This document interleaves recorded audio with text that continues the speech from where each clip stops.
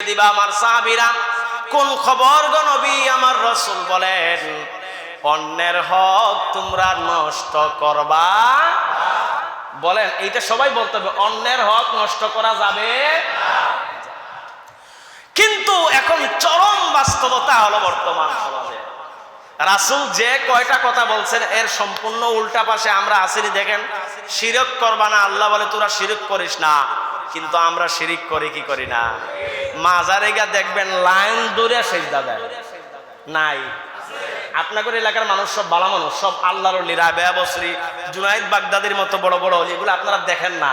কিন্তু আমার বাড়ি তো সিলেটে, শাহজালাল মাজারের মাদ্রাসায় পড়ছি, এগুলো আমার দেখা ছোট থেকে বড় হয়েছি, এগুলা দেখা প্রত্যেক বৃহস্পতিবারে পুরা দেশ থেকে বাস ভর্তি করে করে মানুষ যায়, আর গিয়ে উপর হইয়া হইয়া পয়রা পয়রা সেজদা দেয়।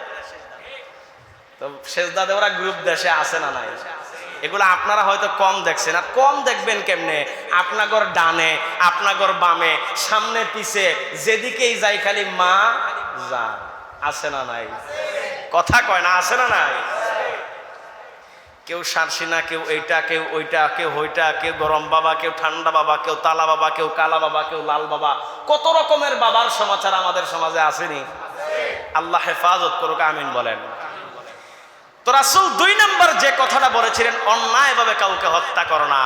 এখন বলেন তো, দেশে অন্যায়ভাবে হত্যা আছে না নাই? 20টা টাকা না দেওয়ার জন্য, আধিপত্য বিস্তার করার জন্য পাথর দিয়া দিয়া মানুষদেরকে মাথা সেইটা হত্যা করে ফেলা হয়। আমাদের দেশের অবস্থা হলো বর্তমানে এটা। গত 1.5 বছরে 550 বেশি মানুষকে হত্যা করা হয়েছে বাংলাদেশে। 550 বেশি মানুষ। আপনার ফ্যামিলির বড় ছেলেটা যদি আজকে দুনিয়া থেকে চলে যায়, আপনার কেমন লাগবে? আপনার বাবা যদি আজকে দুনিয়া থেকে চলে যায়, আপনার কেমন লাগবে? তাইলে ওই 550 ফ্যামিলির কথা চিন্তা করেন, তারা কোন অবস্থায় দুনিয়াতে জীবন পার করতেছে, একবার কল্পনা করেন।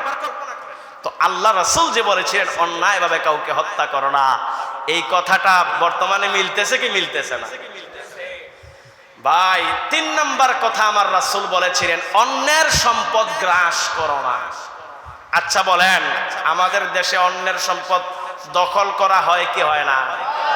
আওয়ামী লীগ সরকার চলে গেছে, তার জায়গায় নতুন করে রিপ্লেস হয়ে গেছে পত্রিকা অফিস দখল, অমুক অফিস দখল, তমুক অফিস দখল, অমুক ব্যাংক দখল, তমুক ব্যাংক দখল, আছে না নাই? এগুলা করলো কারা? দখলবাজি আছে না নাই? তো অন্যের সম্পদগুলা দখল হয় কি হয় না?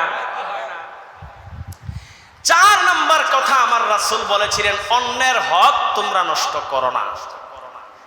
সমাজে সবথেকে বেশি এই কাজটা আমরা বর্তমানে করি। ভাই তার বোনের হক দেয় না, সবথেকে বড় বাস্তবতা হলো এটা।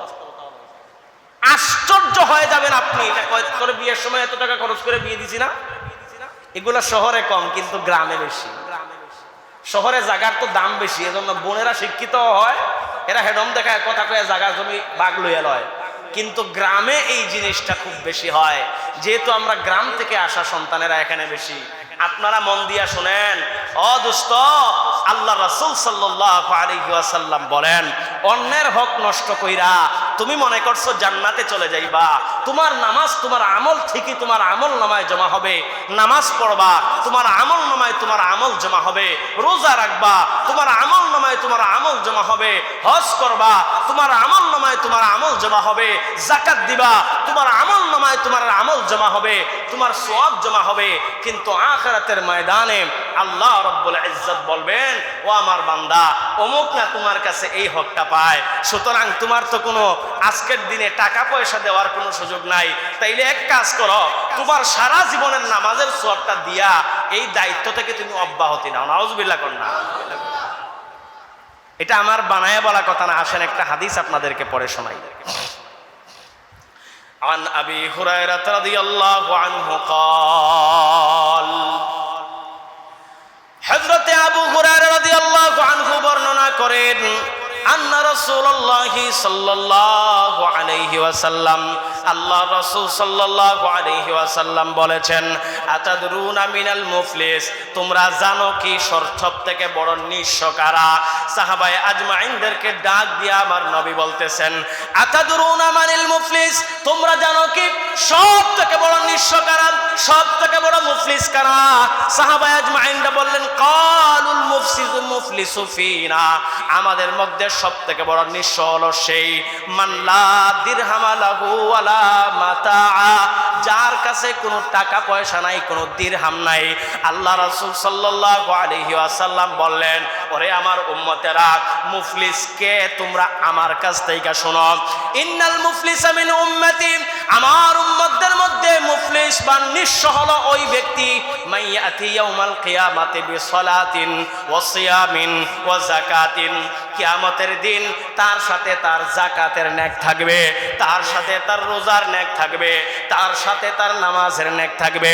ওয়ায়াতি কাদ শাতামা হাযা ওয়া আকালা মাল হাযা ফায়ুতা হাযা মিন হাসানাতিহি, কিন্তু তার পাওনা দাঁড়াইসা তার কাছে হাজির হয়ে যাবে, আল্লাহর কাছে আবদার করে বলবে, আল্লাহ গো, অমুকের কাছে আমি এই জিনিসটা পাইতাম, কিন্তু আপনার বান্দা দুনিয়ার মধ্যে আমার এটা আমাকে সমঝায়া দেয় নাই। ওগো আল্লাহ, আমি এখন আমার পাওনা চাই। আল্লাহ বলবে, তোমার কাছে কি এখন কি টাকা পয়সা আসেনি? বলেন, না মাওলা, এখন তো টাকা পয়সা নাই। আল্লাহ বলবেন, তাইলে এক কাজ করো, তোমার রমজানের রোজার সওয়াবটা দিয়ে দাও, তোমার যারা জীবনের নামাজের সওয়াবটা দিয়ে দাও, তোমার হজের সওয়াবটা দিয়ে দাও। ও দোস্ত, এরকম দিতে দিতে তার সমস্ত আমলের সওয়াবগুলা তাকে দিয়ে দিতে হবে। এরপরে যখন এই টাকা পয়সার লেনদেন শেষ হবে না, আল্লাহ বলবে, তোমার তো এখন আর সওয়াব নাই, তাইলে এক কাজ করো, তার গুনাহগুলা তুমি তোমার কাঁধে নাও। ওই বান্দা তার গুনাহগুলা ট্রান্সফার করতে থাকবে, আল্লাহ তার গুনাহগুলার কাঁধে জড়াই দিবে। এরপরে আমার ওই উম্মত, রাসূল বলেন, আমার এই উম্মত পেরেশান হইয়া দুনিয়ার হক আদায় না করার কারণে আমার এই উম্মত পেরেশান হইয়া জাহান্নামের ভাগীদার হবে। একটু আওয়াজ করে বলেন না নাউজুবিল্লাহ। তাইলে নিঃস্ব দুনিয়াতে যার টাকা নাই, না আখিরাতে যে হক মেরে গেছে? বুঝেন নাই মনে হয় কথা। দুনিয়াতে হক মাইরে আখিরাতের ময়দানে হাজির হইলে এটার বিনিময়ে আল্লাহ তাআলা নিয়ে নেবে। এটা আমার কথা না, তিরমিজি শরীফের হাদিস আজকে আপনাদের সামনে পাঠ করলাম। ও দোস্ত, আপনার মার হক আপনি আদায় করেন না, কিন্তু শাশুড়ির হক ঠিকঠাক। বাবার হক আদায় করেন না, শাশুড়ির হক, শ্বশুরের হক ঠিকঠাক। ভাইয়ের হক আদায় করেন না, কিন্তু শালার হক ঠিকঠাক। আপনি আপনার বোনের হক আদায় করেন না, কিন্তু শালিকার হক ঠিকঠাক নাই। নাই মনে হয়। এগুলা দেখা বলতেছি কম বয়সে, যাই না বলতেছি এই কম বয়সে, এমনি বলতেছি না। এগুলা আমার এই রমজানের রোজা কোনো কাজে আসবে না যদি দুনিয়াতে মানুষের হক আমি মেরে যাই।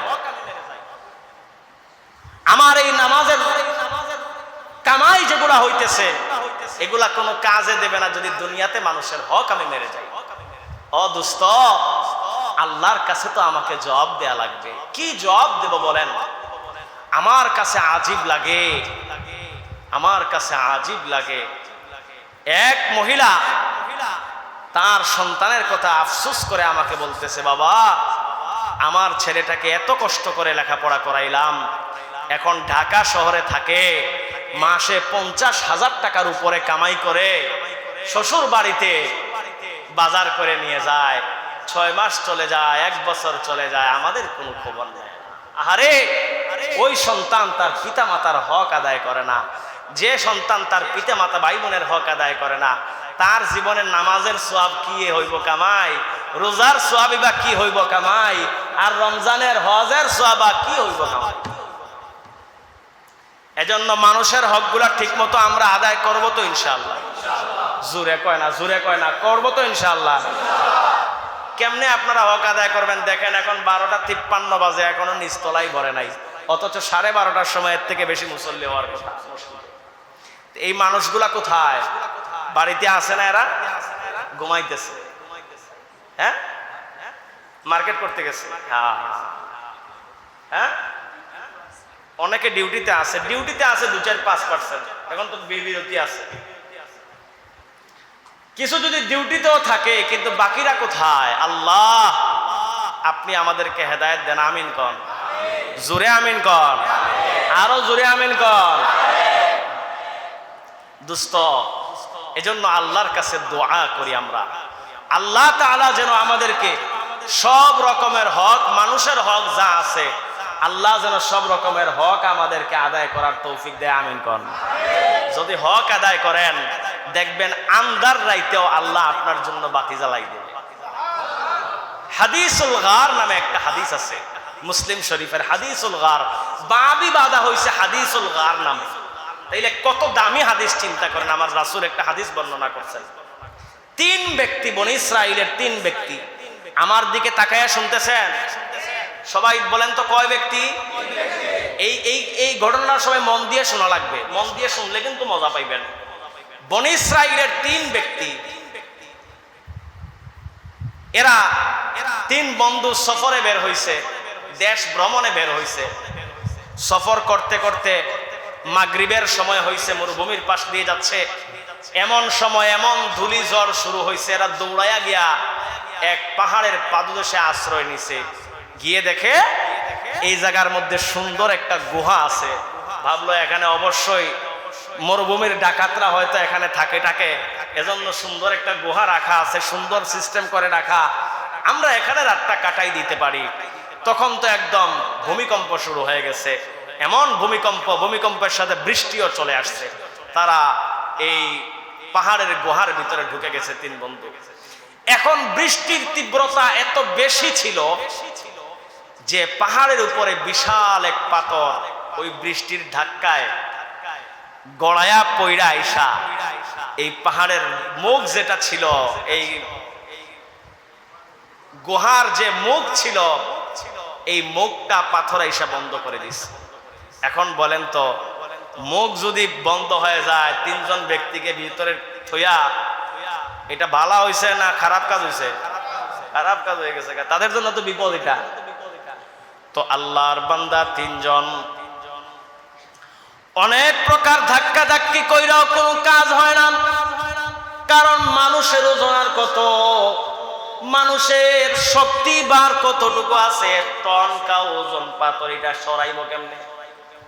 3 জন মানুষ অনেক প্রকার ধাক্কা ধাক্কি করে কোনো কাজ হয় নাই। এখন বনি ইসরাইলের এই 3 যুবক একে অন্যের সাথে পরামর্শ করে, বন্ধু এরকম যদি আমরা থাকি, আমাদের সাথে খাবার শেষ হইয়া, পানি শেষ হইয়া শেষ পর্যন্ত মৃত্যুবরণ করা লাগবে।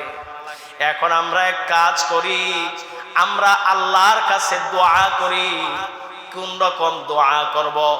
তুমি তোমার সারা জীবনের কামাইগুলা এক পাশে রাখবা, খুঁজা দেখবা সব থেকে বড় ইখলাসের সহিত কোন আমলটা তুমি আল্লাহর জন্য করছিলা, আল্লাহর কাছে করছিলা, ওই আমলের উসিলা দিয়া তুমি আল্লাহর কাছে দোয়া করবা। যদি আল্লাহ তাআলা আমাদেরকে এই বিপদ থেকে উদ্ধার করেন। 3 জন এই সিদ্ধান্তের মধ্যে উপনীত হইল, এই সিদ্ধান্তের মধ্যে পৌঁছাইল। ও দোস্ত, 3 জন যখন এই সিদ্ধান্তের মধ্যে পৌঁছাইল, প্রথম জন হাত তুইলা আল্লাহর কাছে বলে, আল্লাহ এমন কোন আমল তো জীবনের মধ্যে করি নাই। ওগো আল্লাহ, আমি একজন বকরি রাখাল, বকরি চড়াই, আমি একজন দিনমজুর মানুষ, কিন্তু আমার ঘরের মধ্যে কয়েকটা বকরি আছে, কয়েকটা ভেড়া আছে। আল্লাহ গো, আমার একটা আমল এমন ছিল, আমার মা বাবা বৃদ্ধ, আমার মা বাবা একদম নরম হয়ে গেছে, তাদের শক্তি নাই, চলাফেরা করার শক্তি নাই। আল্লাহ, আমার একটা নিয়মিত আমল ছিল, আমার পুরা দিনের কাজ কাম শেষ কইরাম মাগরিবের সময় যখন হইতো আমি বাড়ি ফিরতাম, সর্বপ্রথম আমি আমার বেড়াগুলা দোহন কইরা যে দুধগুলা পাইতাম আমার সন্তানদেরকে না খাওয়ায়া, আমি নিজে পান না কইরা, আমার বিবিরে না দিয়া, সর্বপ্রথম আগে আমার পিতা মাতারে পান করাইতাম, এরপরে আমার সন্তানদেরকে, এরপরে আমি এবং আমার বিবি পান করতাম। ওগো আল্লাহ, আমার জীবদ্দশায় কোনোদিন এমন হয় নাই যে আমার পিতা মাতাকে না খাওয়ায় আমার সন্তানকে খাওয়াই ফেলছি। আল্লাহ গো, একদিনের ঘটনা, আমি যখন মাগরিবের পর পর বাড়ি ফিরলাম, বাড়ি ফিরা যখন ছাগলগুলা ভেড়াগুলা দোহন করাইলাম, ওগো আল্লাহ, দোহন করায় শেষ হইছে, আমি দুধ নিয়ে আমার মায়ের ঘরে গেলাম, বাবার ঘরে গেলাম, গিয়ে দেখলাম তারা দুইজন বৃদ্ধ মানুষ শুয়ে গেছে, ঘুমায় পড়ছে। ওগো আল্লাহ, আমার মনের ভিতরে উদয় হইল, আহারে আমার বৃদ্ধ পিতা মাতা, শরীর তো আর আগের মতো চলে না, শরীর তো আর আগের মতো কথা বলে না। এইটা আমার পিতা মাতা মাত্র হয়তো ঘুম লাগছে চোখের মধ্যে, ডাকার দরকার নাই, ডাকলে কাঁচা ঘুম ভাঙা যাবে, আমার পিতা মাতার কষ্ট হবে। এই কথা চিন্তা কইরাম, এদিকে আমার সন্তানেরা উপাস, আমার সন্তানেরা পুরা দিন কিছু খায় নাই, পায়ের মধ্যে পয়রা ডাকতেছে, বাবা দেন না, একটু দুধ দেন, আমরা খায়া আমাদের পেটের ভোগটা নিবারণ করি। ওগো আল্লাহ, কিন্তু আমার ওয়াদা, নিজের সাথে নিজের ওয়াদা, পিতা মাতাকে না খাওয়ানো পর্যন্ত অন্য কাউকে দুধ খাওয়াবো না।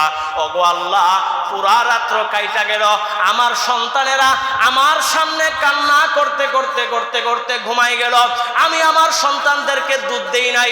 পুরা রাত্র আমি বাটির মধ্যে দুধ নিয়ে আমার মা বাবার পাশে বসেছিলাম। ওগো আল্লাহ, দেখতে দেখতে সন্ধ্যা থেকে রাত শেষ হয়ে গেল। আল্লাহ গো, সূর্যের উদয় হয়ে গেল, সকালের সূর্য উদয় হয়ে গেল, আমার পিতা মাতার ঘুম ভাঙলো, আমার পিতা মাতাকে দুধ খাওয়ানোর পরে এরপরে আমি আমার সন্তানদেরকে দুধ খাওয়াইলাম। আল্লাহ, এই যে আমি আমার মা বাবার হক আদায় করলাম, ও আল্লাহ, এই যে আমি আমার পিতা মাতাকে দিল থেকে তো মোহাব্বত করতাম, আল্লাহ গো, যদি আপনি আমার এই ছোট আমলটা কবুল করে থাকেন, তাইলে আজকে আমাদেরকে এই বিপদ থেকে বাঁচান। ওই আল্লাহর বান্দা বলতে দেরি হইছে, আল্লাহর কুদরতে পাথরটা 4 আঙ্গুল পরিমাণ সরতে দেরি করে না। দোয়া করছে কয়জন? লোক আছে কয়জন? জোরে কয় না রে। দোয়া করছে কয়জন? লোক আছে কয়জন? বাকি আছে কয়জন? মাশাআল্লাহ। হ্যাঁ, এখন দিল লাগায় শুনেন। 2 নাম্বার ব্যক্তি এখন দোয়া করবেন, সে মনে মনে খুঁজে কোন বিষয় নিয়ে দোয়া করলে আমার আল্লাহ দোয়া কবুল করবে। কারণ আমার পুরা জীবনে এমন কোনো আমল নাই যে আমল নিয়ে আমি মাওলার সামনে বলতে পারি, আল্লাহ গো, এই আমলটা আপনি আবার কবুল করেন, আমারে মাফ করে দেন। এইটা তো বলার মতো কোনো আমল আমার নাই। সে তার পুরা জীবন খুঁজা বেড়ায়, আহারে আমার জীবনের মধ্যে কোন আমলটা দিয়ে আল্লাহর কাছে বলা যায়। হুট করে তার মনে পড়ছে, সে যখন যৌবনের মধ্যে ছিল, তার ঘরের মধ্যে একজন কাজের লোক ছিল, একজন কাজের লোক, রোজের কাজের লোক ছিল। আমরাও রোজের কাজে অনেকে যাই কি যাই না? দৈনিকের কাজ, দৈনিক তো বিকালে টাকা পাওয়া যায়, এরকম রোজের কাম থাকে না? ওই লোকটা একজন লোককে রোজের কামে রাখছেন। বিকেল বেলা ওই লোকটা কাজ শেষ করার পরে টাকা না নিয়ে ওই লোকটা চলে গেছে। এখন মালিক পড়ে গেছে বিপদে। সে চিন্তা করছে, সারাদিন কাজ করলো, আল্লাহর বান্দা কই চইলা গেল গা। এখন সে তার টাকাটা আলাদা করে রাখছে। 1 দিন যায়, 2 দিন যায়, 3 দিন যায়, মাস যায়, সপ্তাহ যায়, অদোস্ত ওই লোকটা আর ফিরে আসে না। 6 মাস পরে এই লোকটা চিন্তা করলো, যদি আল্লাহর বান্দা কোনোদিন ফিরে আসে তাইলে তার টাকা তারে দিয়া দিমু, এই টাকাটা তো বেকার ফালায় রেখে লাভ নাই, ব্যবসার মধ্যে লাগাইয়া দেই। হিসাব রাখলাম তার এই টাকা দিয়া কি ব্যবসা হইল, ওই পরিমাণ মাল সম্পদ তারে দিয়ে দিলাম। ওই আল্লাহর বান্দার ফিরে আসে নাই। 1 যুগের থেকেও বেশি সময় চলে গেছে। ওই টাকার থেকে আল্লাহ তাআলা তাকে এমন বরকত দিছে, ওই টাকা দিয়ে একটা ছাগল সে কিনছিল, ওই ছাগলকে আল্লাহ তাআলা এমন বরকত দিছে, 1 যুগের ঘূর্ণয়নে একটা ছাগল থেকে কয়েক হাজার ছাগলের উৎপাদন আল্লাহ দিয়ে দিছে। এটা বিশাল বড় বাহিনী হয়ে গেছে, বিশাল বড় পাল হয়ে গেছে। 1 যুগ পরে ওই কামলা ফিরে এসে বলতেছে, আল্লাহর বান্দা, তোমার কি মনে আছে 1 যুগ আগে তোমার ঘরের মধ্যে আমি একদিন কাম করছিলাম? বলে হ্যাঁ মনে আছে। সুবহানাল্লাহ কইবেন না? বলে হ্যাঁ মনে আছে। বলে তাইলে আমি আজকে বড় মুসিবতের মধ্যে পড়ছি, আমার ওই দিনের কাজের টাকাটা দেন। ওই ব্যক্তি বলতেছে, বাইরে তোমার কাজের টাকাটা তো নিবা, এই যে পাহাড় দেখতেছো আর ওই পাহাড় দেখতেছো, এই মধ্যখানে যতগুলা ছাগল ভেড়া আছে এগুলা ওই তোমার কামাইয়ের টাকা। ওই লোক বলতেছে, ভাই এক যুগ পরে সামান্য কয়টা টাকা নেওয়ার জন্য তোমার কাছে আসছি, আর তুমি সামান্য কয়টা টাকা এক যুগ পরে নেওয়ার জন্য আসছি, এই কারণে কি তুমি আমার জন্য মস্কারা করো? ওই আল্লাহর বান্দা বলে, না রে ভাই, মস্কারা না, তোমার টাকাটা আমি আলাদা করে রাখছিলাম, যখন তুমি একদিন দুই দিন মাস বছর চলে যায় তুমি ফিরে আসো না, চিন্তা করলাম তোমার টাকাটা ব্যবসার মধ্যে লাগায়া দেই, ব্যবসার মধ্যে লাগায়া দিয়া যদি মুনাফা হয় মুনাফা সহ তোমারে দিয়া দিব। ভাইরে এই দেখো আমি তোমার টাকাটা কাজে লাগাইছিলাম, এক যুগের ব্যবসার কারণে তোমার টাকাটার মধ্যে আল্লাহ এত পরিমাণ বরকত দিয়েছে, একটা ছাগল দুইটা তিনটা পাঁচটা করতে করতে এখন তোমার ছাগলের একটা পাল হয়ে গেছে, ছাগলের একটা বাহিনী হয়ে গেছে। ওই ব্যক্তি বলল, দেখো ভালো করে বলো, আমি কিন্তু একটা ছাগল থইয়া যাবো না। বলে, হাত থইয়া যাওয়ার দরকার নাই, সবগুলা নিয়ে যাও। ওই আল্লাহর বান্দা হাজার খানিক সাহাবী সেই হাজার খানিক ছাগল একসাথে নিয়ে গেল।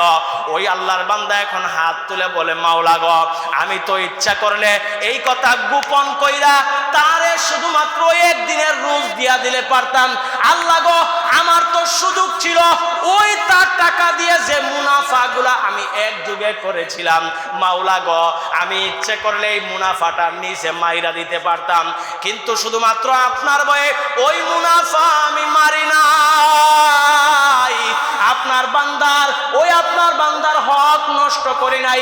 আল্লাহ গো এই আমলটা যদি শুধুমাত্র আমার যদি আপনার জন্য হয়ে থাকে, আল্লাহ গো আপনি আমার আমলের বিনিময় দেন।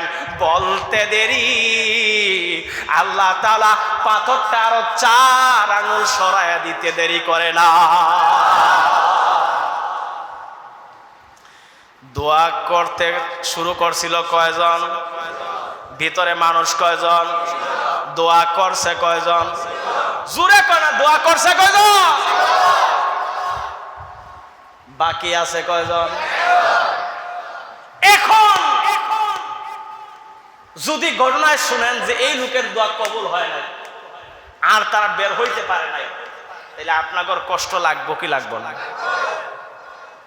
যদি আবার এটা শুনেন যে এই লোকের দোয়া উল্টা হয়ে গেছে গা, বলছে আল্লাহ আমার এটা দিন, এটা হয়তো না, আরো যেটা ছিল এটা গেছে গা, তাহলে আপনাদের কাছে খারাপ লাগবে কি লাগবে না?